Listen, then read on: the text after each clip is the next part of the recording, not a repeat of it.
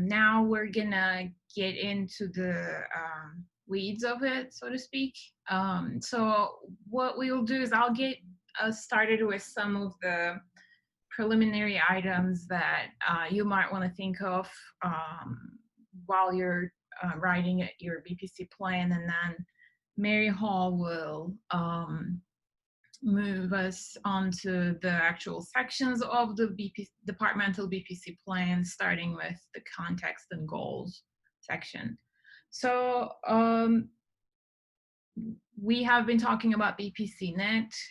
We're hoping you have been on there and looked at all of the things on there, but I'll start by kind of orienting you to BPC Net and what's on there, so you can more easily find what you'd like to see. And each of our speakers also will delve more specifically, in more detail into the different resources here. So what will you find at bpcnet.org?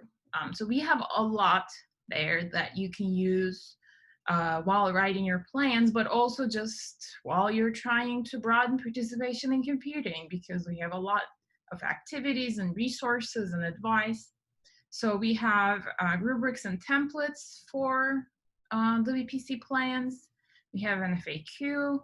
We have events, this event from past events. We also have upcoming webinars listed there that you might want to check out, and a lot of activities in our activity library. And we also have options for you to get feedback on your BPC plans. So this is how the homepage looks like at the moment. So I also want to note that BPCNet is an evolving resource because what we want to do is constantly keep it up to date and useful to use. So based on what we receive from you, we try to add more resources, update what we have on there. So please check back frequently, and you might be able to find more information that wasn't there before.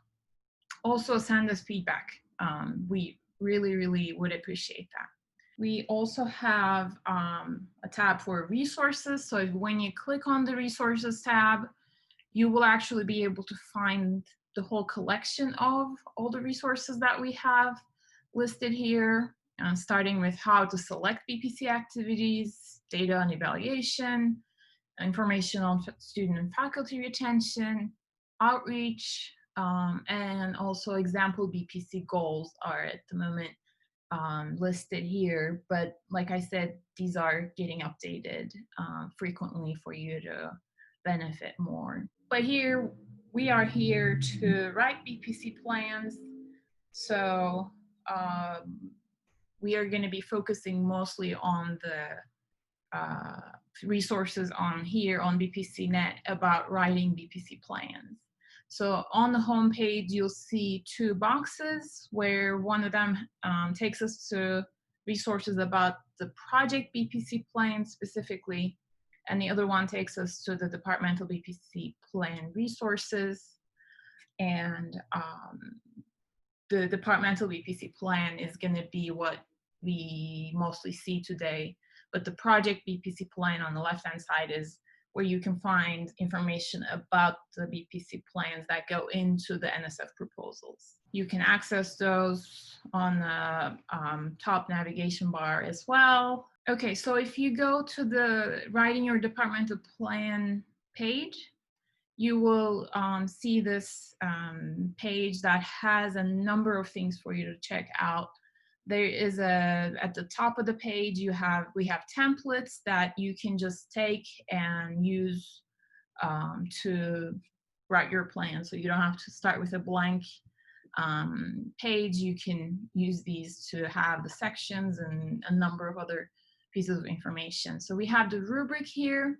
These are really useful when you go in to write your plan, because you can see all of these different checklist items that you can translate into your plan to organize your plan and in the most effective way. And we also have example departmental plans. So this is something that we get asked a lot. So we included 3 plans at the moment. And as we review plans and verify the appropriateness of the plans, we'll be adding more of these samples here for you to check out. So if you go in right now, you'll be able to see these plans from Colorado School of Mines, University of Notre Dame, and University of Utah.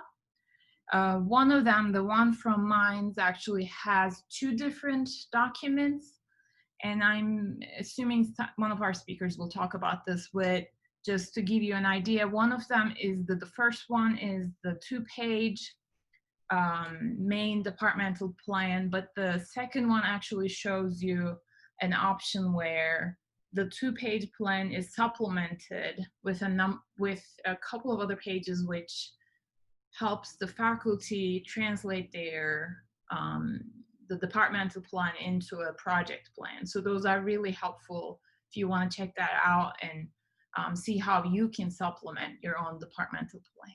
Okay, so I just want to show you a brief look onto one of the BPC Plan templates. This is for the departmental plan.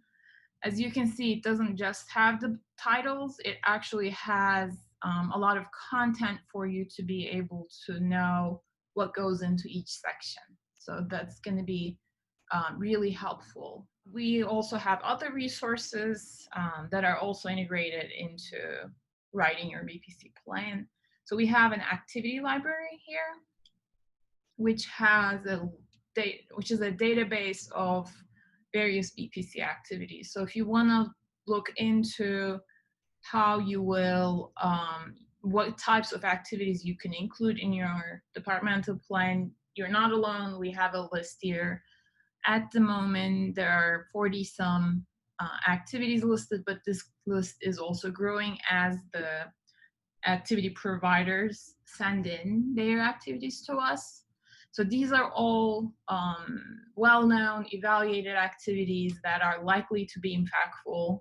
So it's easy to include these in your plan and safely, relatively safely at least, say, I expect this activity to be impactful because it's been going on for a number of years. It's been evaluated, and I'm partnering with these organizations who have been working in the BPC space for a long time. The other resource we have here is an FAQ. So if you click on the FAQ, you'll be able to find a number of questions that we have come up with, and as well as we received from others in the community. So just check those out. More than likely you have at least some of those questions for yourself as well. And we have a mailing list. So this is not a mailing list where we're gonna constantly send you things. This is more for us to be able to provide you updates on major events, new resources, and other items where we think might be useful to you. So please consider signing up for it. We'll get you useful information through email as well, in addition to BPCnet. So, okay, here's the page where you can see at the top of the page with the red arrow where you can click on submit your plan. So, okay, if you finished your departmental plan, that is great, congratulations. You can actually get this plan verified, which means if you submit it here on this page to BPCnet, our BPC consultants, some of them are here today, but we have several other people who are willing to help, will review your plan and make a determination and suggestions as far as does it actually match the rubric provided in the departmental plan section. So this is, I want to note that this is for departmental plans only. Since the project plans are for NSF review, we are not we don't want to get involved in making any promises about those, but we're able to say your departmental plan is likely to be impactful and meets a certain number of criteria. So please consider submitting your plan here. And once it's verified, we can also, with your permission, of course, post it on BPCnet. So that will be nice for you to include, for your faculty to include in their proposals and say, my department's plan is verified by BPCnet and is posted there. So if you want to include the link, you can just include that link, and hopefully that should indicate the quality of your plan. Getting ready to get started. So this is actually, you might find this familiar because this was in the email we sent you earlier. This is also on the workshop website. This was your homework. Our steering committee came up with a list of things that you can do before you sit down to write your departmental plan. This is helpful because it prevents you from getting stuck, because this is all the information you could gather before you actually start typing up answers or content for the different sections of the plan. What this says is just think of your department, ask whoever is knowledgeable about this, and make a list of the activities that are already going on, because many of the departments we found that already have a number of activities going on. So you don't necessarily have to go come up with new things. You can always use the activities you're already engaged in. And identifying institutional resources for BPC and inclusive teaching. So a lot of campuses actually have these types of resources and offices that you can connect to. They will be able to provide you information and resources and various options to be able to build your departmental plan.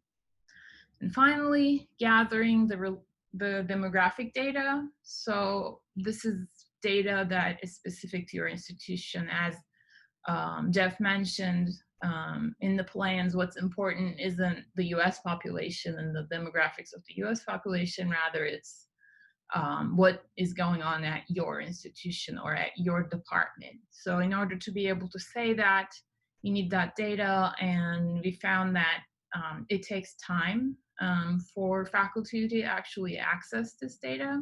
We have resources on BPCnet for you to be able to look into some of this, but some of it you just need to collect from your department or institution.